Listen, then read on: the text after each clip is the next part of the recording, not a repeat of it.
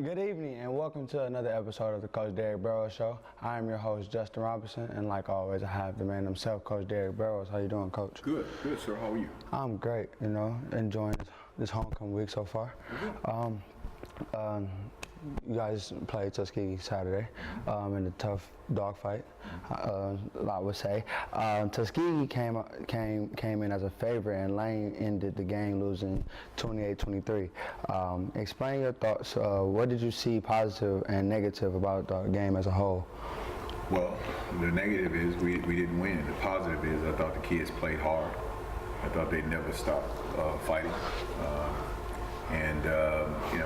When you feel that your kids gave everything they have, there's nothing to be upset about. So I thought that that they gave everything they had, and sometimes that still is not enough to win. But I'm happy that the kids played hard. Yeah, Tuskegee is considered a powerhouse in the SIAC. And the score being close as it is, do you feel like Lane is getting better as a team? I thought we got better that game. Now, what will tell whether we're getting better as a team is how we do against Langston this week, and how we do from this point forward. Right. So, but we did get better on Saturday in a lot of areas. Yeah, you guys you were able to score more points this week. What was the difference offensively for the team? We didn't turn the ball over. I mean, we didn't. The week before that, we turned the ball over 5 times. That didn't give you a chance to win, and we didn't do that against Tuskegee. We moved the ball against Tuskegee. We had some crucial stops, and then we had some stops when we really needed to make them, and we didn't do it. But again, overall, I thought our kids fought, and that's all you can ask them to do.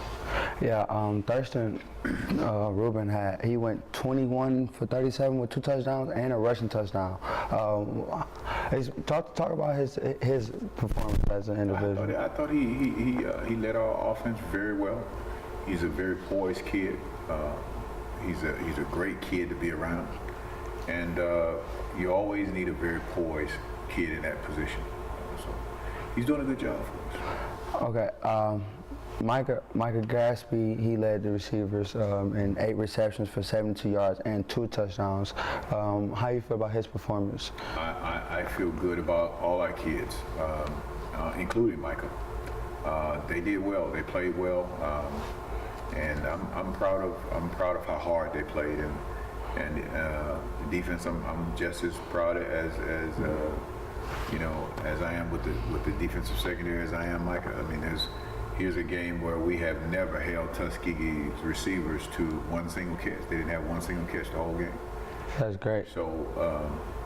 So that's kind of unprecedented for us. So we'll find some positive things to build on. Yeah, you guys gave up 85 yards passing, 182 on the ground. What do you think the defense is improving more? Well, I just think that Tuskegee is more of a running offense than they are a passing offense. Right. And then we did a lot of good things well too. So give the kids credit. Yeah, your safety, Charles Dudley has 7 solos and a forced fumble. There were several times he was brought down in the box to put pressure on the quarterback. Talk about his ability on the field and his performance last game. Well, Charles has actually, I think Charles has a lot of ability. Unfortunately, he hadn't been showing it the last 3 or 4 games. That's why he was actually benched that game. He came off the bench. And he showed that he deserved to be a starter. Right. And he performed like I thought he would perform the first game, and the second game, and the third game. But he's our safety. But he just needs to understand and realize that. You guys had a lot of big third down stops. Right. The defense came from the from 7. Your front seven seemed like it was a little more dominant this game. I don't know if to call it dominant, but I thought the plan was to put a lot of pressure on the quarterback and make him beat us with his arm and load guys into the box. And for the exception of that big run that they had on us, I thought we were doing a pretty good job. So how do you feel about your interior play and from the D-line and the linebackers and their ability to get in and get off the field a lot this game? We always try to have a great percentage in third down conversions and getting off the field. We've done that over the past 2 or 3 years pretty good. So hopefully we'll stick with it. Hopefully, we'll do it well enough to come back with a win this week. Your special teams. Actually, your special team played great Saturday. They had a lot of big plays. It was minus the blocked field goals. Minus the blocked field goals, the Dragons forced and recovered 2 fumbles on a punt and a block punt in the fourth quarter. What do you think about your special teams play and how important was it Saturday? Well, whenever you can put a game together where you can play good offense, you can play good defense, and along with good special teams, it's always a recipe for W's. So we had some good things going on offense and defense. We just needed to have those great things happen to us in the special team game. We did, and it did happen for us. We just had to capitalize on it.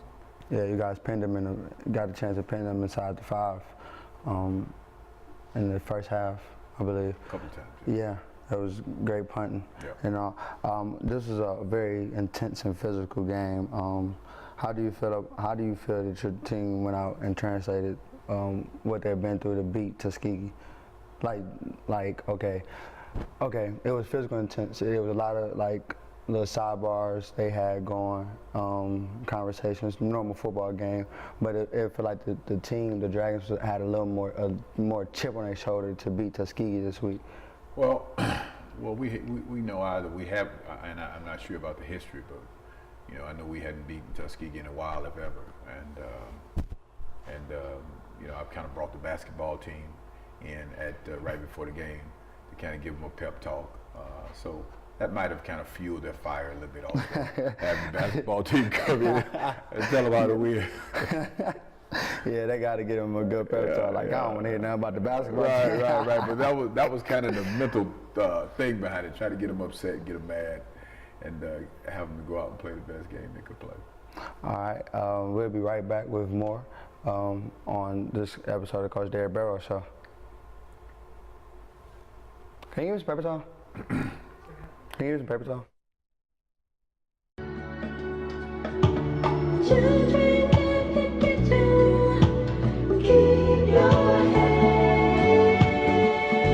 La música de Harry Fraud.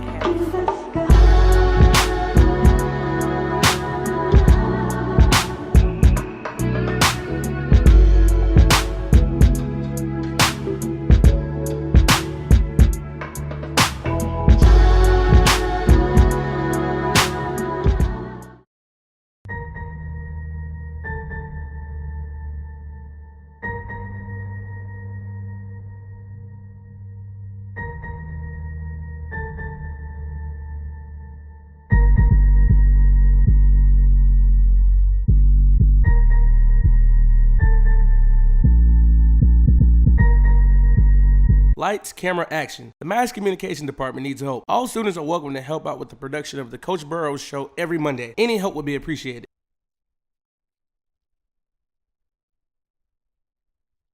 Welcome back to the Coach Derrick Burroughs Show.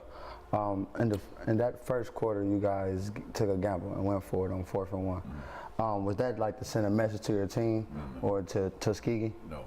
It had nothing to do with sending any messages.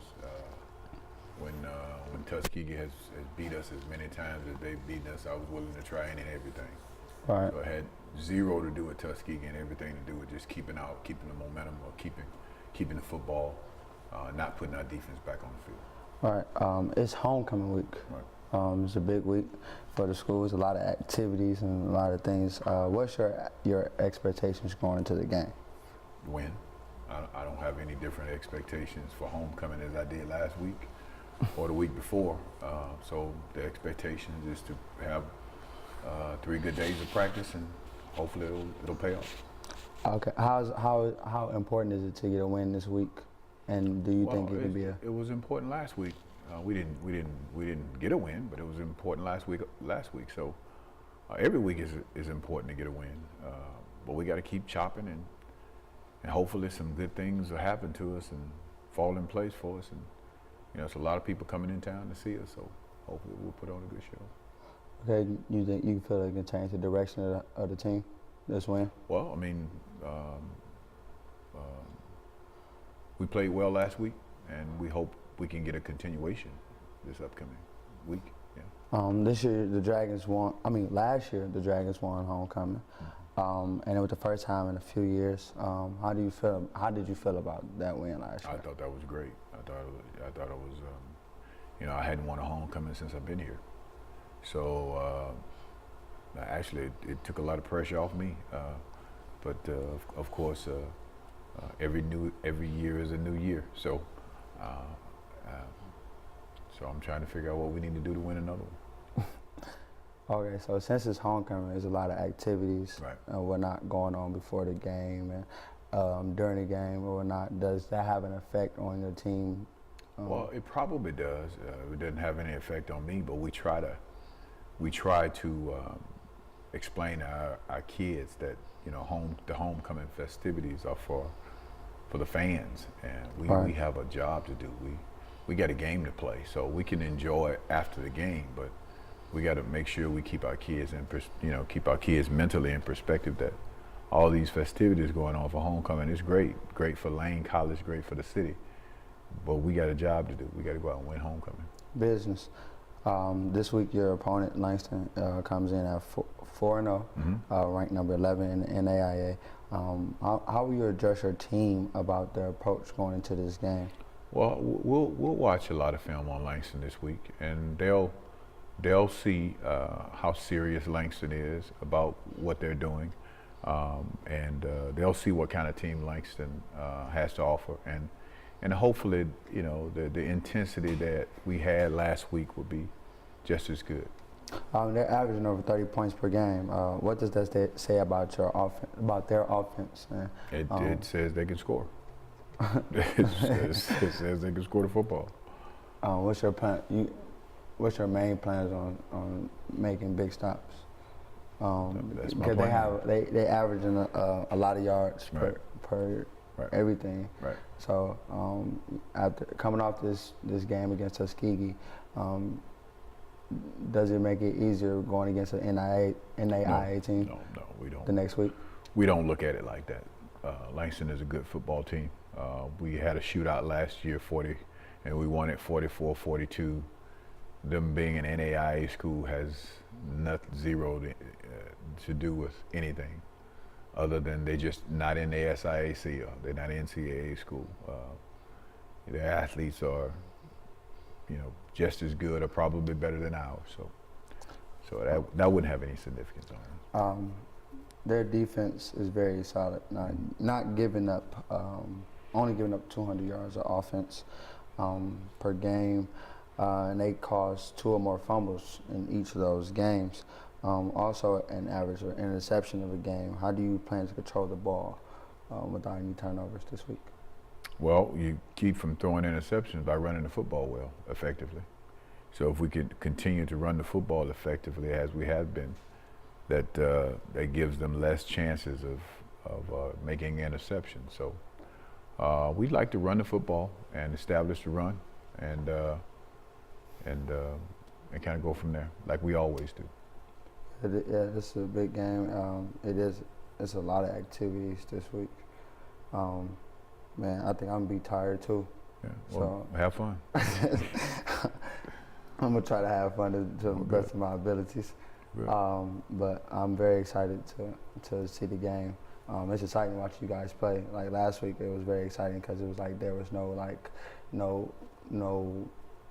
tiredness. It felt like people was coming out to play, and it felt great to see Good. the effort. Well, hopefully, we'll give that same effort, and it'll turn into a win this week. There you have it, folks. We'll be right back with the Coach Derrick Burroughs Show.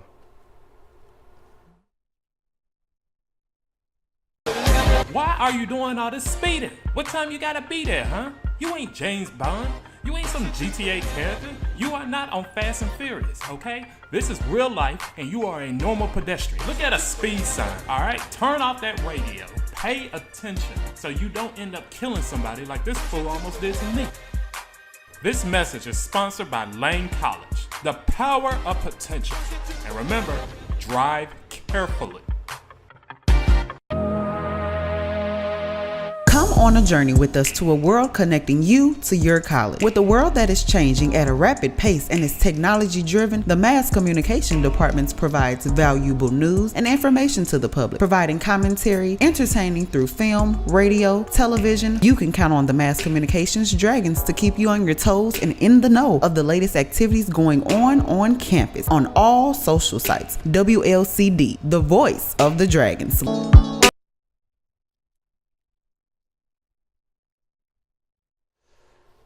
Welcome back to the Coach Derrick Burroughs Show. Every week we have the audience questions. If you guys want to ask Coach Burroughs anything, you can contact us at broadcast@lanecollege.edu or on our social media outlets at Lane College Athletics or on Facebook at Lane College Athletics and on Instagram at Lane Athletics. You can contact us and ask us anything you want to ask him. The first audience question comes from Ladarius. It says, how big of a deal was it for you as a player to play during homecoming? It wasn't a big deal to me because, homecoming at Memphis and homecoming at Lane and other HBCU schools is totally different. So I can't sit here and tell you it was a big deal to me. It was just a big. I understand. Totally different. Man. Yeah. Jasmine asks, did you have a favorite coach to play under and why? Well, actually, our linebackers coach, Fred Manuel, he coached me in college. And he was kind of like a father figure to me. And my father died when I was 2 years old, so I never really knew my father. So he was kind of a father figure to me. And then, when I got this job, I'd been trying to get him out of retirement for a couple of years. So he finally decided to come and coach with me. Marquise asks, in the NFL, were there a certain player you like to compete against? Yeah. There was a guy by the name of Al Toon, played with the Jets. About a 6'4", 6'5" receiver, very competitive guy. And we used to have some good battles.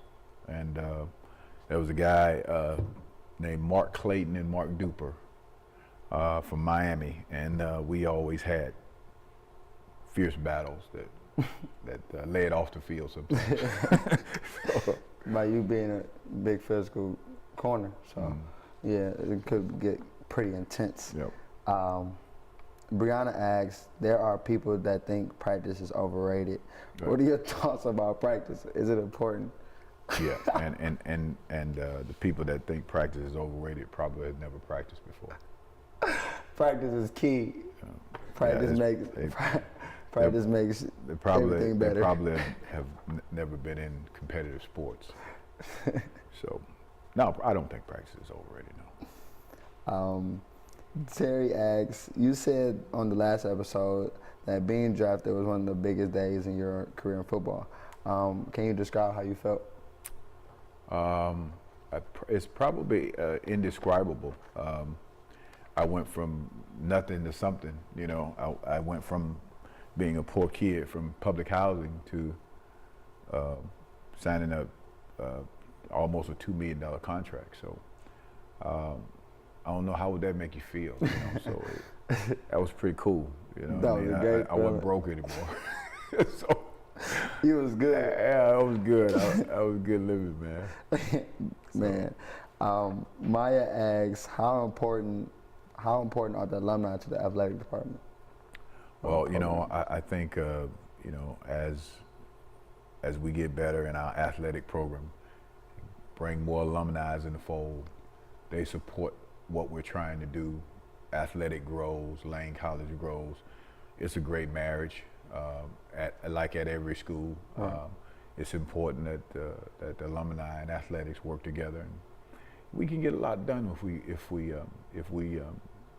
stay on the right path they understand how important athletics is. So I think it's a great marriage. Kenyon asks, do you get to enjoy any of the festivities this week? And is it a busier week than normal for you? No, it's not, because I don't get into the festivities.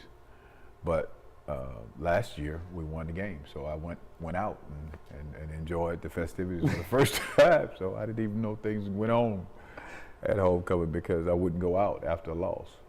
Right. So last year I went out, so I enjoyed myself. So you guys, I'd like to feel that again. You guys win Saturday. You going out? Yeah, I'm gonna go somewhere. I don't know where I'm going, but I'm gonna go somewhere. Rashad asks, are you active in the recruiting process? What is it about recruiting that you enjoy, and what do you not like so much? You know, the part I enjoy is going into the homes, talking to parents, and you know, I can't sell NFL because we're not Alabama, we're not Tennessee, but I can sell the fact that we almost got an 80% graduation rate amongst our student athletes, and I can almost 80% guarantee to parents that you come to Lane, you can walk out of here 4 or 5 years with a degree, and of course, a lot of the kids we recruit are kind of kids just like myself, young African American kids that don't have a whole lot. And just looking for somebody to care. So, so it's a personal interest in it for me because, you know, I was one of those kids. Oh yeah. Are you active in the recruiting process? Yes, I'm very active. We don't sign any recruits without the head coach seeing them and signing off on them first. So yeah. That's good. Demetrius asks, who is the biggest influence on you becoming a football player and then a coach? Still, I'll probably have to go back to Fred Manuel, my defensive back coach, who's our linebackers coach at the time now.